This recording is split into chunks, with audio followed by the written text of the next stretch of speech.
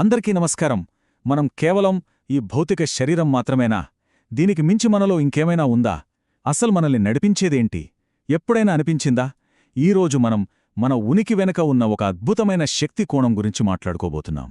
మనల్ని నడిపించే ఆ సూక్ష్మ శక్తుల గురించే ఈ చర్చ. అవును, ఈ ప్రశ్న చూడండి. మాంసం, ఎముకలు, వీటికి మించి మనల్ని చైతన్యపరిచేది ఏంటి? ఇదేదో మామూలు ప్రశ్న కాదు. తంత్ర, ఆయుర్వేద సంప్రదాయాలు మనల్ని అడిగే ప్రాథమికమైన ప్రశ్న ఇది. మనల్ని బతికిస్తున్న ఆ కనిపించని సూక్ష్మశక్తి అనే కాన్సెప్ట్కి ఇదే పునాది. సరే, ఇంక ఆలస్యం చేయకుండా దీని లోతుల్లోకి వెళ్ళిపోదాం. రైట్. మనమిప్పుడు ఆ 3 ప్రాథమిక సూక్ష్మశక్తుల గురించి తెలుసుకోబోతున్నాం. అవే ప్రాణ, తేజస్ మరియు ఓజస్. వినడానికి కొత్తగా ఉన్నా ఇవి మన శారీరక, మానసిక ఆరోగ్యాన్ని ఎంతగా ప్రభావితం చేస్తాయో చూస్తే ఆశ్చర్యపోతాం. మొదటగా ప్రాణ. మనం తరచూ వినే పదం ప్రాణం పోయింది, ప్రాణం ఉంది అంటుంటాం కదా.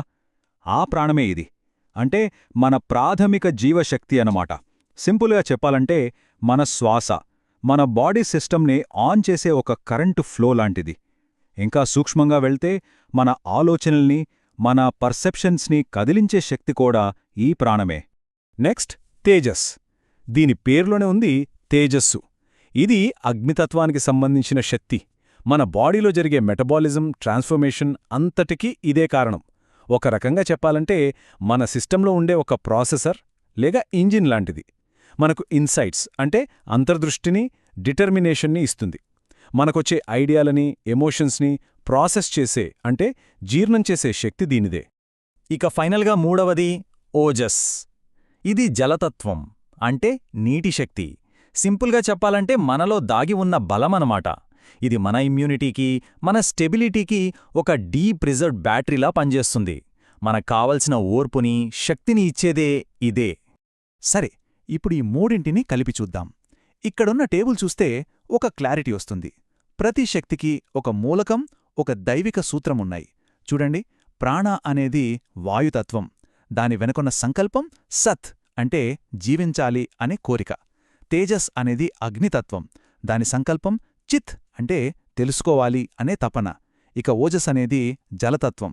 దాని సంకల్పం ఆనంద అంటే సంతోషంగా ఉండాలి అనే కోరిక. ఎంత అద్భుతంగా ఉందో కదా. ఓకే, ఇప్పటిదాకా ఈ శక్తులేంటో చూసాం. ఇప్పుడు అసలు ప్రశ్న, ఇవి మనలో ఎక్కడ ఉంటాయి? మన సూక్ష్మ శరీరంలో వీటికి కొన్ని స్పెసిఫిక్ సెంటర్స్ ఉన్నాయన్నమాట. అవేంటో ఇప్పుడు చూద్దాం. మన బాడీని ఒక మ్యాప్లా ఊహించుకుంటే, తేజస్ అంటే ఆ ఫైర్ ఎనర్జీ వెన్నెముక కింది భాగంలో ఉండే మూలాధార చక్రంలో ఉంటుంది. ప్రాణ అంటే ఎయిర్ ఎనర్జీ మన హృదయ చక్రంలో అంటే ఛాతీ మధ్యలో ఉంటుంది. ఇక ఓజస్ ఆ వాటర్ ఎనర్జీ తల పైభాగంలో సహస్రార చక్రంలో ఉంటుంది. So base, centre and top ఇలా ఉంటాయి. ఓకే, ఇక్కడ మనం గుర్తుంచుకోవాల్సిన విషయమేంటంటే ఈ శక్తులు ఎప్పుడూ ఒకేలా ఉండవు. పెరుగుతూ, తగ్గుతూ ఉంటాయి. మన హెల్త్కి, మన వెల్బీయింగ్కి కావాల్సింది వీటి బ్యాలెన్స్. ఆ బ్యాలెన్స్ ఉందా లేదా అనేది మన శరీరం ఇచ్చే కొన్ని సిగ్నల్స్ ద్వారా తెలుసుకోవచ్చు. ఆ సంకేతాలని ఎలా చలవాలో ఇప్పుడు చూద్దాం. ప్రాణశక్తి సరిగ్గా ఉన్నప్పుడు ఎలా ఉంటుందంటే, శ్వాస చాలా డీప్గా, ఫుల్గా ఉంటుంది. బాడీ లైట్గా, కదలికలు ఈజీగా ఉంటాయి. అదే ప్రాణశక్తి తక్కువైతే శ్వాస పైపైన చాలా ఫాస్ట్గా ఉంటుంది.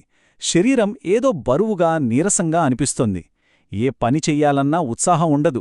ఆసక్తి కూడా తగ్గిపోతుంది. ఇక తేజస్ విషయానికి వస్తే ఇది బ్యాలెన్స్డ్గా ఉంటే స్కిన్లో ఒక గ్లో ఉంటుంది, కళ్లలో ఒక బ్రైట్నెస్ కనిపిస్తుంది, ఆలోచనలో చాలా క్లారిటీ ఉంటుంది, సరైన నిర్ణయాలు తీసుకుంటారు. అదే తేజస్ తగ్గితే శరీరం చల్లగా అయిపోతుంది, స్కిన్ పేల్గా కనిపిస్తుంది, ఆలోచనలు గందరగోళంగా ఉంటాయి, ఏది సరిగ్గా జడ్జ్ చెయ్యలేరు. చూసారా, ఇది మన మెంటల్ క్లారిటీని ఎంతలా ఎఫెక్ట్ చేస్తుందో. మరి ఓజస్ సంగతేంటి? ఇది పుష్కలంగా ఉంటే ఇమ్యూన్ సిస్టమ్ చాలా స్ట్రాంగ్గా ఉంటుంది. జబ్బులంత త్వరగా రావు.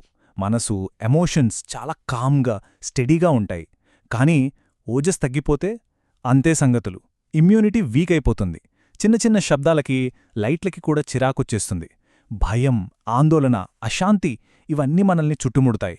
అంటే మన ఇన్నర్ పీస్కి ఓజస్ ఎంత అవసరమో అర్థమవుతోంది కదా. ఓకే, ఇక్కడొక ముఖ్యమైన పాయింట్ ఉంది.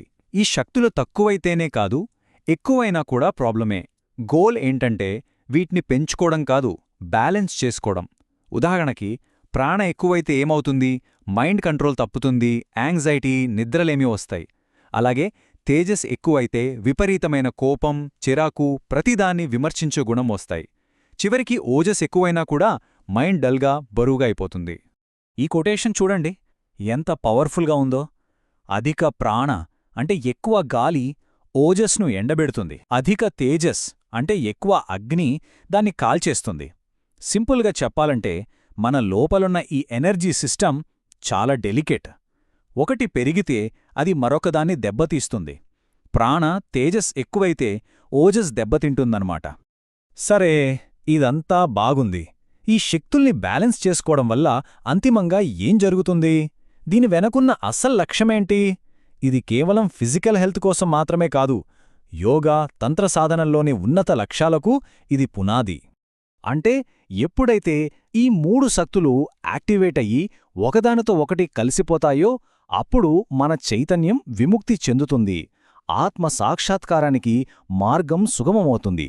సో వీటిని బ్యాలెన్స్ చేయడం అంటే స్పిరిచువల్ అవేకనింగ్కి ఫౌండేషన్ వేసుకోవడం అన్నమాట.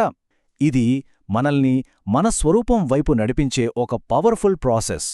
ప్రాణ, తేజస్, ఓజస్ ఈ 3 శక్తుల యూనియన్, వాటి కలయిక ఒక ఇమ్మార్టల్ ఎనర్జీగా అంటే అమరత్వ శక్తిగా మారుతుంది.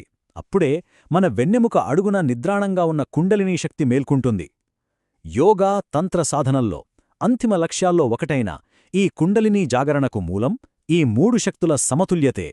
కాబట్టి ఒక్కసారి ఆలోచించండి, మన లోపలి ప్రపంచం కూడా ఒక ఎకోసిస్టమ్ లాంటిదే. దానికి కూడా బ్యాలెన్స్ అవసరం. ఈరోజు ఆ అంతర్గత వ్యవస్థకు ఏం కావాలి? కాస్త ప్రాణశక్తితో నింపాలా? తేజస్సుతో కొంచెం క్లారిటీ ఇవ్వాలా? లేక ఓజస్తో ప్రశాంతతను తీసుకురావాలా? ఈ ప్రశ్నతో కాసేపు మనల్ని మనం గమనించుకుందాం.